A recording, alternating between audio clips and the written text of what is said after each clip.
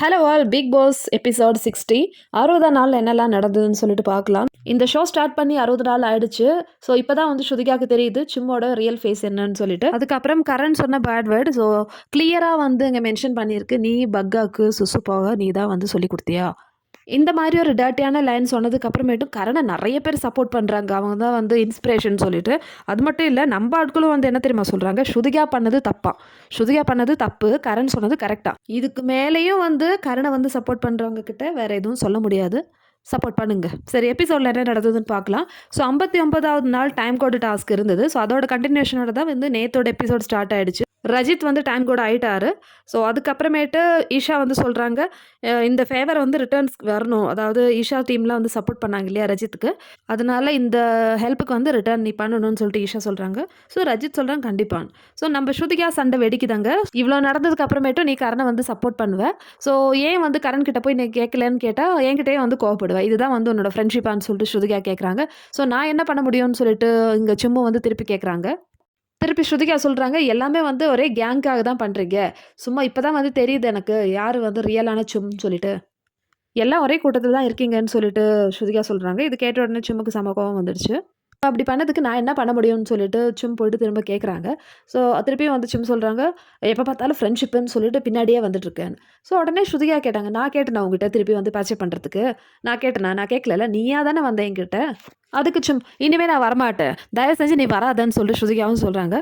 என்கிட்ட பேசவே பேசாதன்னு சொல்லிட்டு சும் சொல்கிறாங்க. யார் வந்து உங்ககிட்ட பேச போகிறா, யாருக்கு வேணும்னு சொல்லிட்டு ஸ்ருதிகா வந்து உள்ளே போகிறாங்க. இந்த ஃப்ரெண்ட்ஷிப் இதோட முடிஞ்சிருச்சுன்னு நினைக்கலாம். இதுக்கப்புறம் சும் போயிட்டு கரண் கிட்ட கேட்குறாங்க, இந்த மாதிரி பேசுறதுக்கு உனக்கு என்ன அவசியம், நீ எதுக்கு இப்படி பேசுறேன்னு சொல்லிட்டு கேட்குறாங்க.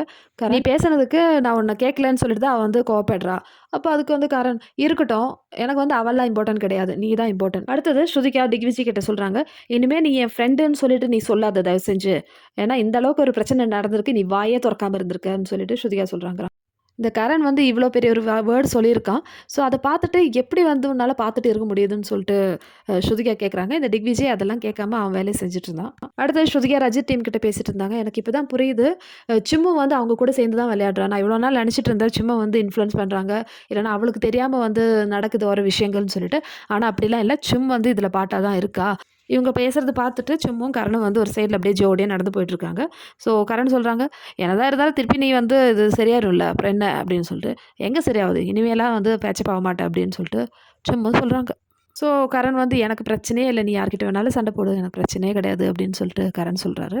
ஸோ இந்த டாப்பிக்கு தான் வந்து எல்லோரும் டிஸ்கஸ் பண்ணிட்டுருக்காங்க. விபினும் அவினாஷும் வந்து சொல்கிறாங்க, நீயும் வந்து பேசியிருக்கலாம்ல கரண் சொல்லும்போது, ரொம்ப தப்பாக பேசிட்டாவன்னு சொல்லிட்டு அவினாஷ் சொல்கிறாங்க. ஸ்ருதிகா விவின் கிட்ட போய்ட்டு பேசிட்டு இருக்காங்க.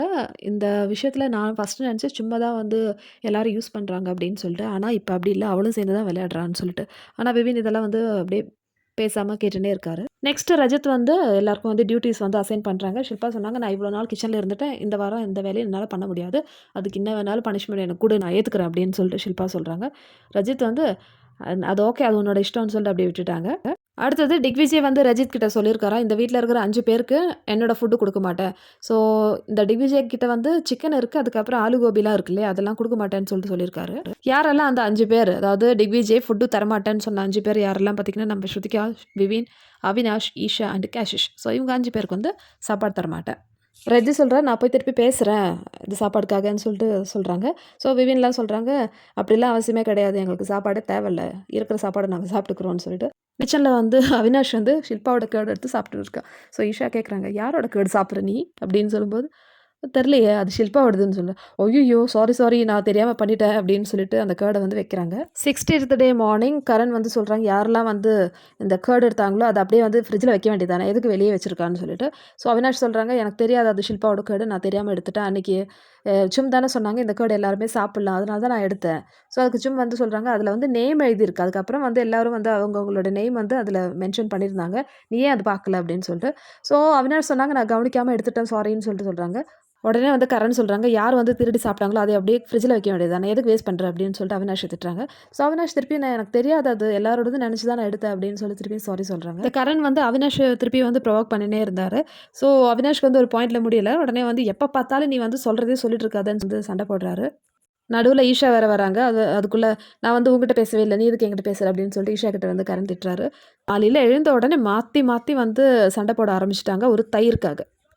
இப்போ தான் ஷில்பா சொல்கிறாங்க, இந்த வாரம் நான் வேலையே பண்ண மாட்டேன். இவ்வளோ நாள் வேலை செஞ்சு கழிச்சிட்டேன். அதனால் இனிமேல் பண்ண மாட்டேன்னு சொல்லிட்டு. ஸ்ருதிகா, ஈஷா, யாமினிக்கெல்லாம் வந்து வேலை கொடுக்குறாரு. அதுக்கப்புறம் திக்விஜய் சொல்கிறாங்க, நான் கிச்சனில் வர மாட்டாங்க. நிறைய சீன் நடக்கும். சரி, அப்போ நீ பாத்ரூம் க்ளீன் பண்ணுன்னு சொல்லிட்டு பாத்ரூம் க்ளீன் பண்ண சொல்லிட்டாங்க. ஸோ இதுக்கப்புறமேட்டு தான் வந்து கிச்சன் சண்டை அங்கே நடக்குது. ஸோ ரஜித் வந்து பேசுகிறாரு. இந்த வீட்டில் சில பேர் ஒர்க் பண்ணுறேன்னு சொல்கிறாங்க, சில பேர் ஒர்க் பண்ண மாட்டேன்னு சொல்கிறாங்க. அவங்களுக்கெல்லாம் என்ன பனிஷ்மெண்ட் நான் கொடுக்குறது? சும்மா சின்ன பசங்க மாதிரி ஏதாவது சொல்லிட்டே இருக்க வேண்டியதுன்னு சொல்லிட்டு ரஜித் சொல்கிறாரு. ஷில்பாவை மீன் பண்ணி தான் சொல்கிறாங்க. ஒரு பேக்கெட் தயிர் எடுத்ததுக்கே வந்து இவ்வளோ சீன் போடுறாங்கன்னு சொல்லிட்டு ஷில்பா சொல்கிறாங்க.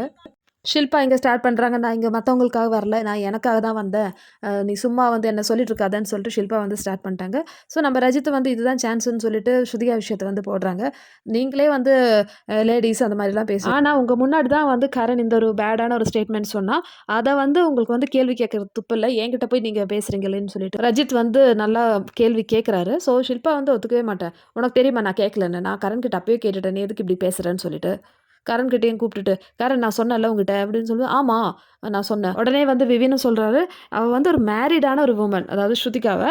ஸோ அவளுக்கு வந்து ஒரு பையன் இருக்கா, ஹஸ்பண்ட் இருக்குது வெளியே, ஸோ அவங்கெல்லாம் பார்த்துட்டு இருப்பாங்கன்னு ஒரு மேனர்ஸ் வேணும்ல. ஸோ இந்த மாதிரிலாம் பேசலாமா? எவ்வளோ பெரிய விஷயம் அது. கரண் எப்படி பேசியிருக்க கூடாதுன்னு சொல்லிட்டு சப்போர்ட் பண்ணுறாங்க நம்ம ஸ்ருதிகாவுக்கு. ஸோ கரண் வந்து அவள் மேரிடான உமன் இப்படி தான் வந்து மற்றவங்களுக்கு டீச் பண்ணுவாங்களான்னு. ஸோ அதுக்கு நம்ம ஸ்ருதிகா சொன்னாங்க, நான் வந்து எப்படி க்ளீன் பண்ணும், அதாவது பேசிக் ஹைஜீனை தான் வந்து சொல்லி கொடுத்தேன், நான் வந்து அவருக்கு எப்படி வந்து சுசு பண்ணணும்னு நான் சொல்லி கொடுத்தேன். திருப்பி வந்து அதே டாபிக் வந்து பேச ஆரம்பிச்சிட்டாங்க. ஷில்பா ரஜித்தை வந்து, நீ ஒரு ஹிப்போக்ரட்டிஸ், நீ எப்போவுமே வந்து என்கிட்ட சண்டை போட்டுனே இருப்போம், உனக்கு வந்து மனசாட்சியே கிடையாது, ஏன்னா நம்ம பேசுகிறாங்க. ஸோ சம்மந்தமே இல்லாத விஷயங்கள்லாம் வந்து இதுக்குள்ளே வருது.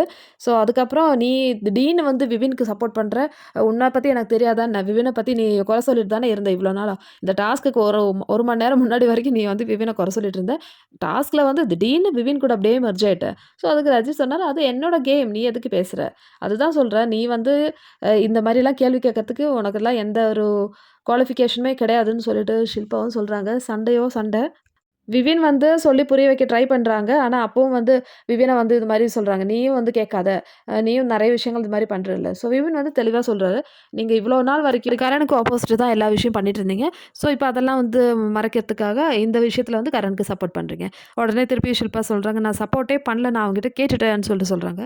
நம்ம ஸ்ருதிகாவும் கிச்சனில் தான் இருந்தாங்க. ஸோ ஸ்ருதிகாவும் வந்து இறங்கி பேசுகிறாங்க. கரண் வந்து திருப்பியும் வந்து சொல்கிறான், நீ தானே சொன்ன அன்னைக்கு பக்காவை வந்து எப்படி சுசு போகிறதுன்னு சொல்லணும்னு சொல்லிட்டு, அதை தான் நான் சொன்னேன்னு சொல்லிட்டு கரண் சொன்னதை திருப்பி வந்து நியாயப்படுத்தி சொல்ல பார்க்குறான்.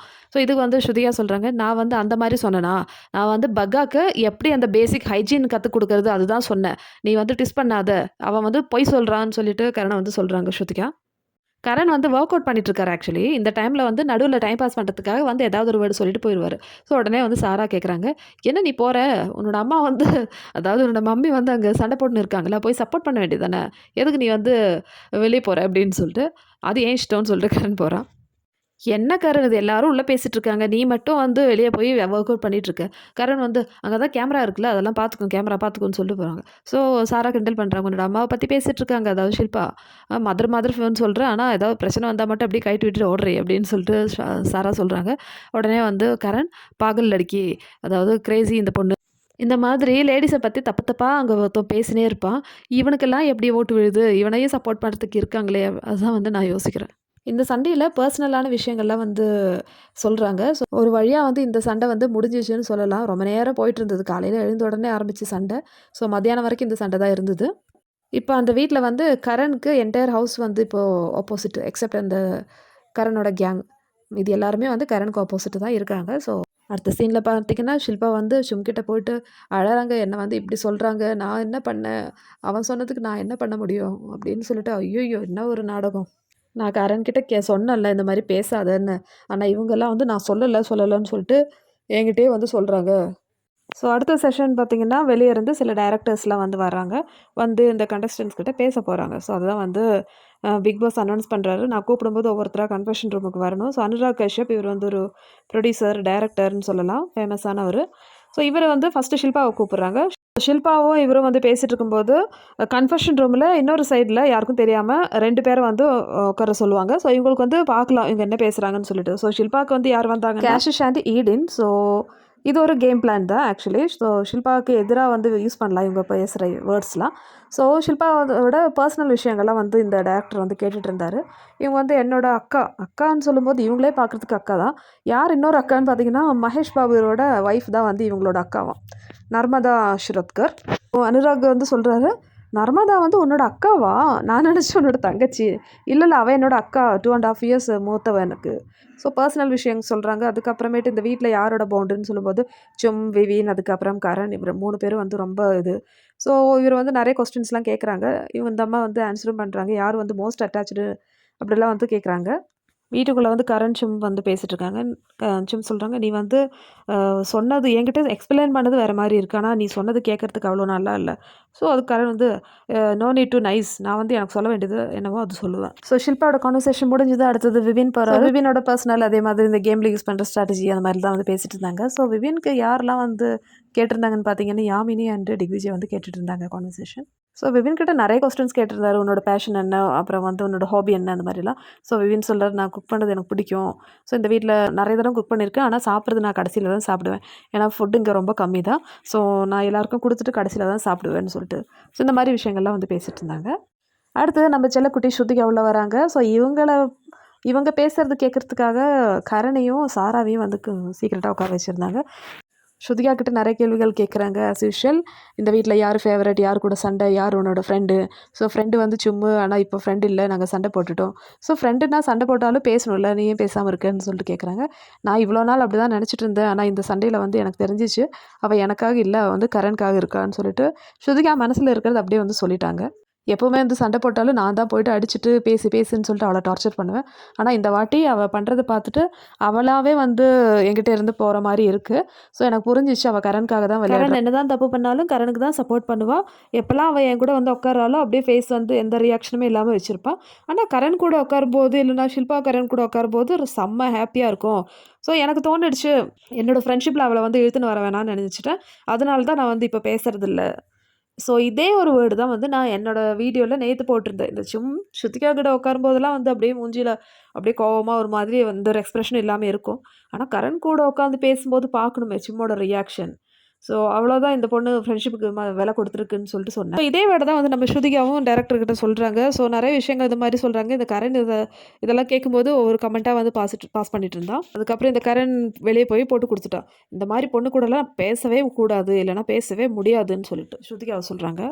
அவள் உள்ளே போயிட்டு என்னென்னமோ சொல்லிட்டு இருக்கா. நம்ம ஃப்ரெண்ட்ஷிப்பை பற்றி சொல்கிறா, சும்மா பற்றி சொல்கிறான்னு சொல்லிட்டு கொஞ்சம் எக்ஸ்ட்ராவே வந்து பற்ற வைக்கிறேன் இந்த பைப்பில். ஸோ அடுத்தது போகிறாங்க. போகும்போது வெளியே இருந்து பார்த்தாங்கன்னு பார்த்தீங்கன்னா நம்ம ஸ்ருதிகாவும் ரஜித் வந்து ஸோ அதே கேள்விகள் தான் வந்து கிட்டேயும் கேட்டுட்ருக்காங்க. என்ன லட்சியம், எதுக்காக வந்த அப்படிலாம் சொல்லிட்டு. ஸோ இதோட இந்த எபிசோடு முடிஞ்சிச்சு மக்களே. ஸோ இந்த எபிசோடில் மெயினாக நான் சொன்ன மாதிரி ஸ்ருதிகாவுக்கு புரிஞ்சிச்சு வந்து எப்படி கேம் ஆடுறான்னு சொல்லிட்டு. ஸோ அதுக்கப்புறமேட்டு நடந்த சண்டை எக்ஸப்ட் கரண்ட் டீம் இது எல்லாருமே வந்து ஸ்ருதிகாவுக்கு தான் சப்போர்ட் பண்ணுறாங்க. ஸோ இந்த வீடியோ பற்றி உங்களோட ஒப்பீனியன் சொல்லுங்கள் மக்களே. ஸோ ஆஸ் யூஷுவல் இந்த வீடியோ பிடிச்சிருந்தா சேனல் லைக் பண்ணுங்கள், ஷேர் பண்ணுங்கள், சப்ஸ்கிரைப் பண்ணுங்கள்.